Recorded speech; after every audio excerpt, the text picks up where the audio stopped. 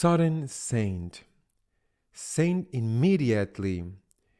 This was the cry that came from the throats and hearts of millions of Catholics as soon as Saint John Paul II died.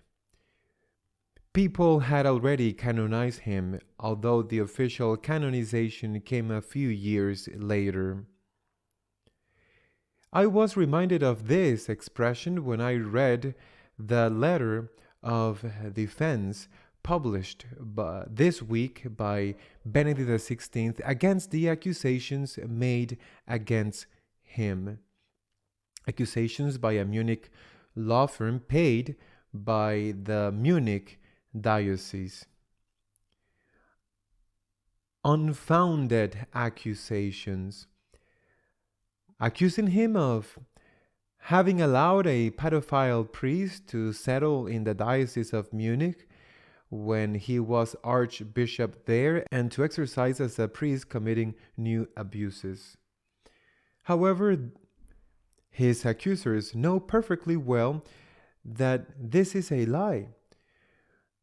Long before the accusations were made, Benedict XVI had already said, as Peter Seewald says in his biography about him, that he had indeed participated in a meeting where the priest who came from another diocese was allowed to enter at the request of the bishop of that other diocese, but to receive therapy in the Diocese of Munich, which had an institute specialized in that.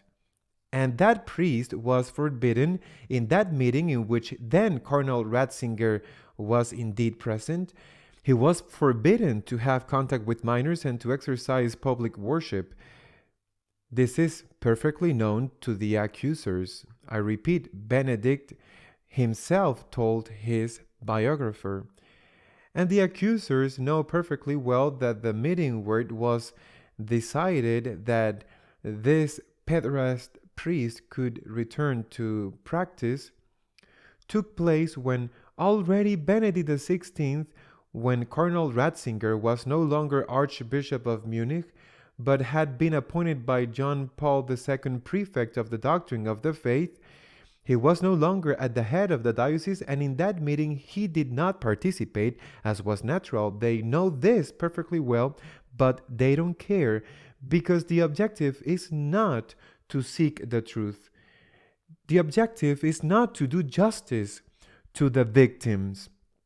The objective is to erode the image of a man, of a holy and good man, who has raised with his doctrine, with his magisterium, as a them against this wave of modernism and relativism that is flooding and sinking the ship of the church.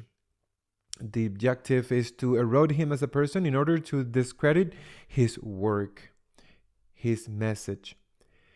That is why this man should be considered a saint, because he's being persecuted precisely for his faith, and not a saint who falls into the chapter of confessors, those who with their lives demonstrate their love for Christ, but in the chapter of martyrs, because although he has not yet shed his blood, he is shedding his blood in a moral way, just as our Lord began to shed his blood already in the Garden of Olives, and he had not yet been crucified.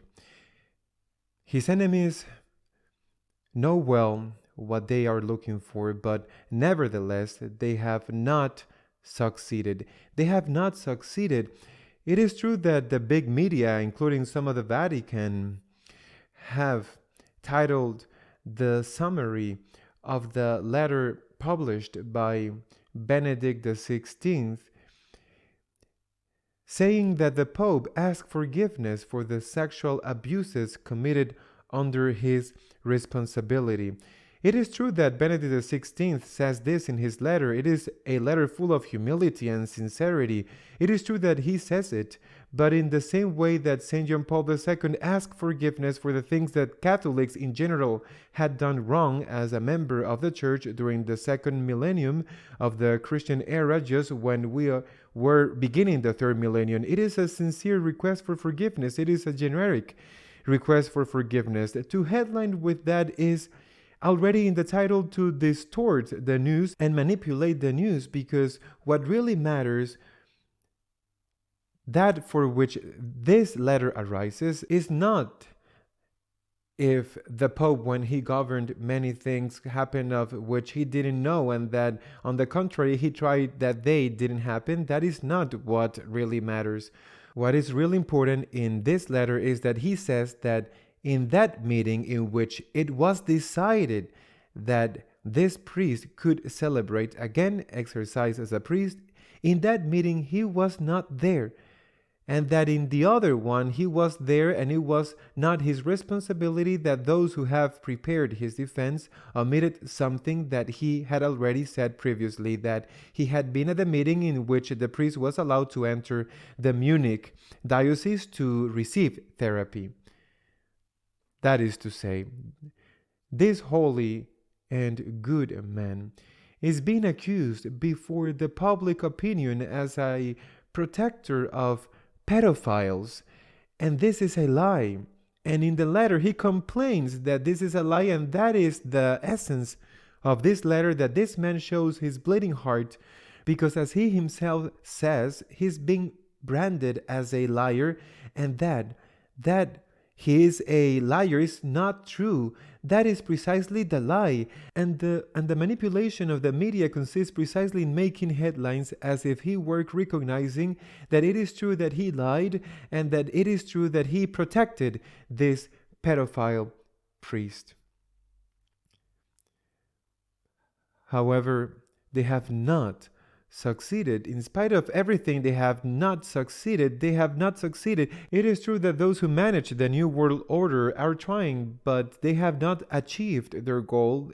It is useless that, for example, when you look up for Benedict XVI, it doesn't appear Pope Emeritus, but ex-Pope.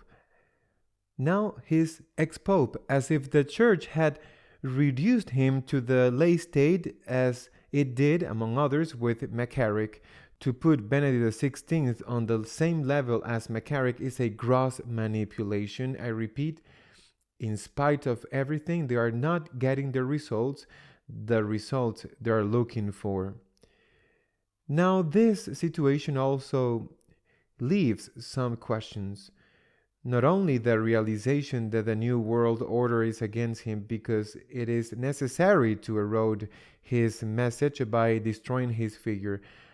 I am left with a question: where are the bishops, the leaders of the church, who have even received the episcopate from the hands of Benedict XVI himself and have sworn allegiance to him? Why so much silence? Only some have come out. We have come out to defend him. Very few.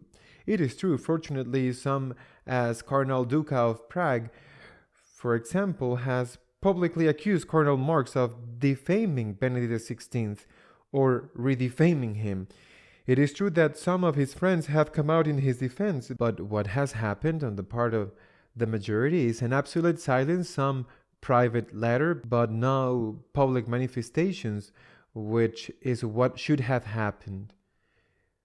This shows the degree of fidelity to God and the capacity of friendship of those who have remained silent in this critical hour for this good man. But I insist, his enemies have not achieved what they were looking for. In the Catholics, I'm not referring to the baptized pagans. In Catholics, the prestige of Benedict XVI is even greater today than before. Just as they failed in trying to destroy Cardinal Pell, among others, they have failed in trying to destroy Benedict XVI. And if before we loved him very much and we were convinced that he was a saint in life, today we know that he is a saint by the life of a martyrdom, because we're seeing him suffer, attacked by some, and in the face of the indifference of others. And that is why I'm sure that on the day of his death, which he says in the letter that is already near, many of us will be many of us ordinary people, perhaps not the great ones, but many of us will cry out the same thing that happened when Saint John Paul II died. Many of us will cry out, "Sudden Saint!" Because justice must be done to this man. God will do it to him, and we must also do justice to him on earth. Sudden Saint. Until next week, God willing.